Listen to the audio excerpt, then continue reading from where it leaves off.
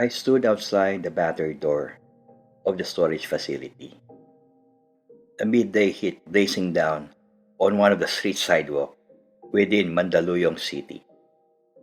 With a heavy heart, I gripped the authorization letter, a solemn reminder of the task ahead.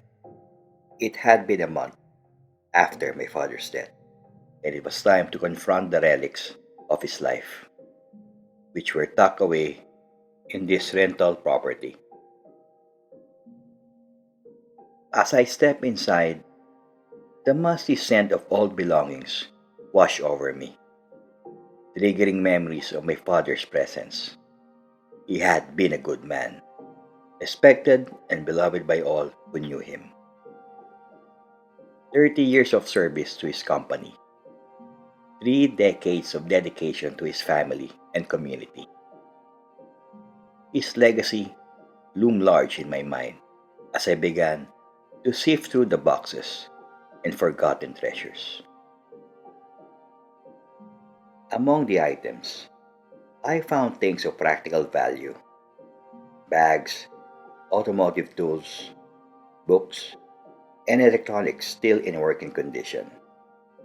But amidst the clutter, there were also fragments of sentimentality: a pair of Ray-Bans he wore on special occasions, vintage Casio and Seiko watches that told tales of days gone by, and a portable DVD player tucked away in a shoebox. Curiosity piqued. I observed 3 DVDs next to the player. Two featured recognizable markings, indicating family milestones: my first birthday and a treasured vacation in Japan. But it was the unmarked disc that piqued my interest, its mystery calling me to discover its contents. With anxiety and fascination, I slipped the disc into the player and saw the screen come to life. At first, harmless scenes played out: known individuals, locations, and frozen moments in time.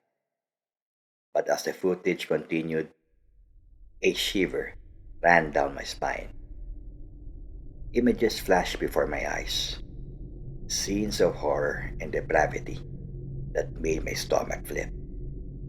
My father, a symbol of honesty and love, was at the heart of it all, organizing acts of horrific violence. I stared in astonishment as he inflicted agony and anguish on innocent victims, their cries ringing through the darkness. The victims appeared to be predominantly young ladies between the ages of 20 and 28. There were also filler videos of tortured animals and folks who appeared homeless. Everything happened in a dark facility. As the truth emerged on me, I had trouble understanding the extent of my father's evil doing. How could the man I loved and admired do such atrocities? I wanted to look away, to ignore the reality that was unfolding before me. But I couldn't take my gaze away from the screen. I hadn't imagined my father producing snuff flicks. My resolve weakened with each passing second, and my heart was heavy with deceit.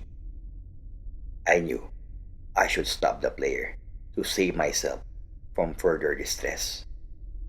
But something held me captive: a morbid fascination with the darkness that had eaten my father's soul. Just as I was on the verge of despair, a horrifying discovery occurred in front of me.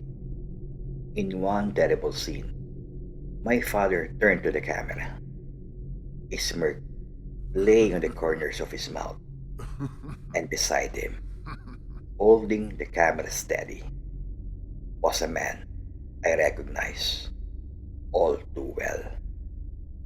myself. Shock coursed through my body as I watched myself, laughing and chuckling, complicit in the horrors happening in front of me. It was as if I was witnessing myself for the first time, as a stranger with my own face, bearing witness to imaginable cruelty.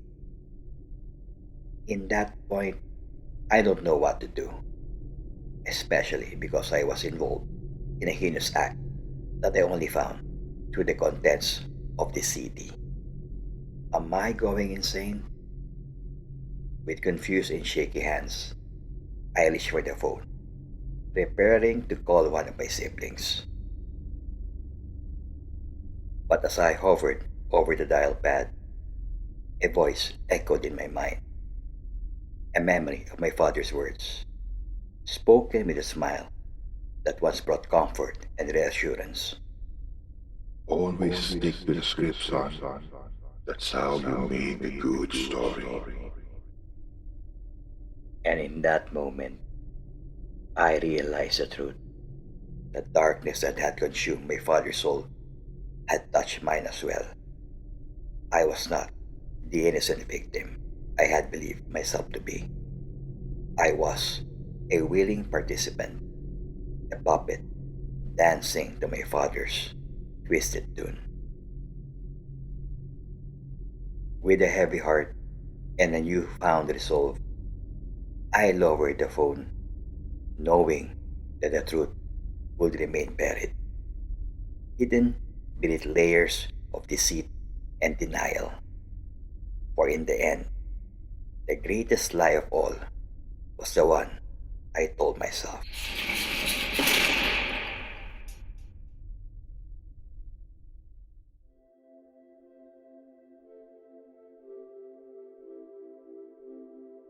In the heart of one of the busiest cities of Metro Manila, amidst the bustling streets and vibrant culture, there lived a young content creator named Marco.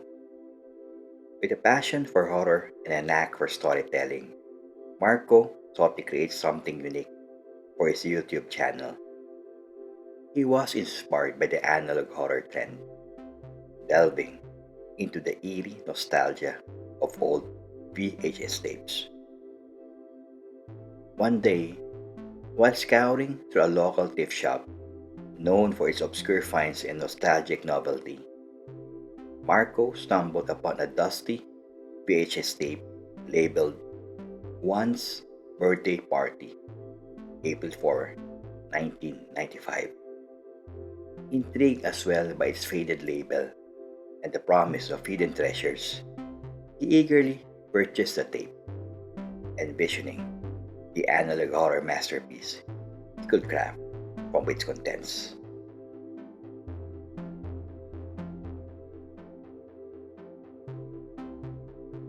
Excitement pulsated through Marco's veins as he rushed home to his small apartment.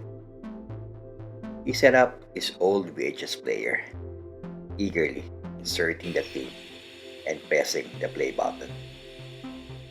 The screen flickered to life, revealing scenes of a child's joyous birthday celebration unfolding in a subdivision somewhere outside the metro. Children laugh, adults dance, the elders eating pieces of crunchy skin of lechon while drinking cerveza, and the ambience was filled with warmth and happiness, a far contrast of today's social events where majority are focused at their mobile phones. Marco marveled at the authenticity of the 90s nostalgia and aesthetics captured on the tape, feeling a surge of inspiration for his own project.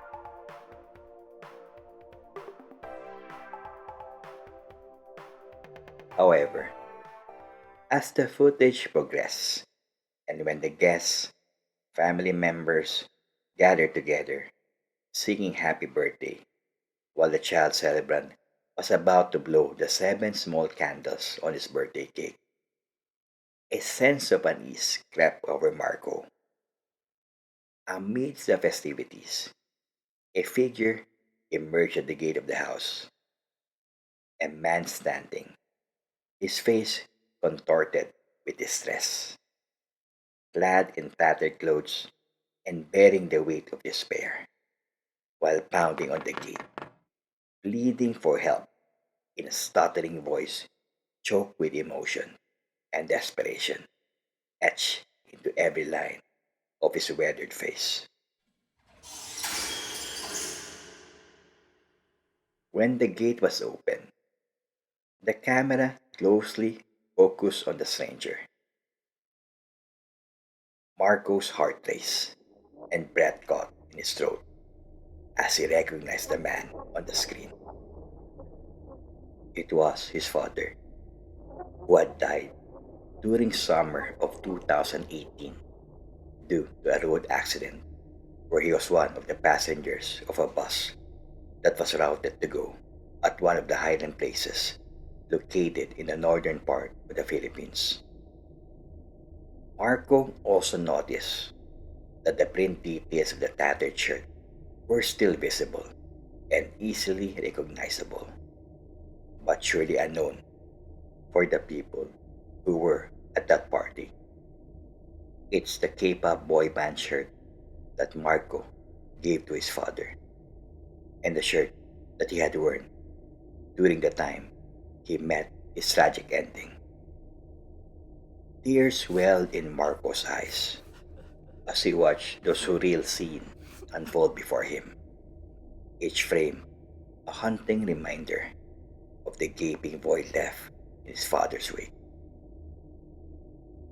In the video, the guests glanced at the distraught man with indifference, presumed Marco's father was a beggar, handing him some loose coins and finger foods from the party before returning to their merriment.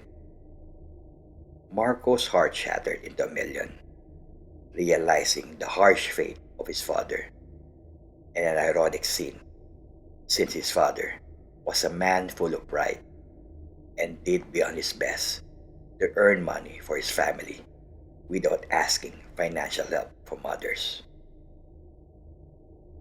As the footage progressed, the screen then abruptly went black, leaving Marco in a state of shock, disbelief, and grief. He frantically rewinded the tape, hoping to uncover more clues, but to no avail. The tape remained blank, like an abyss, as if it was concealing information not to be watched again. Marco's right hand reached out to the TV, while his trembling fingers tracing the contours of the screen.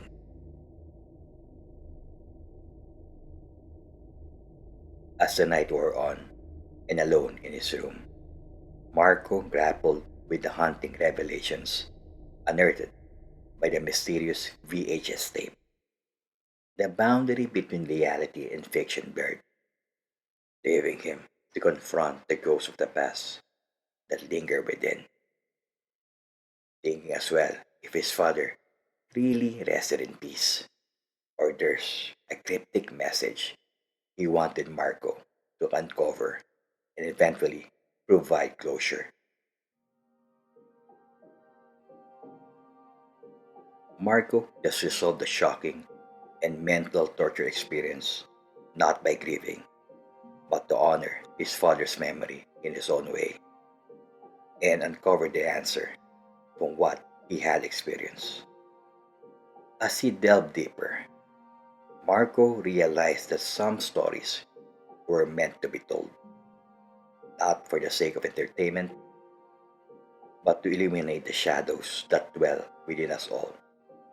He cancelled his original project, instead, embarking on a journey to unravel the mystery of the vanished contents of the VHS tape, and a way to keep his father's legacy. His experience was shared to the audience of his YouTube channel, hoping as well for some answers that can be found on the comment section of each of his uploaded video blog.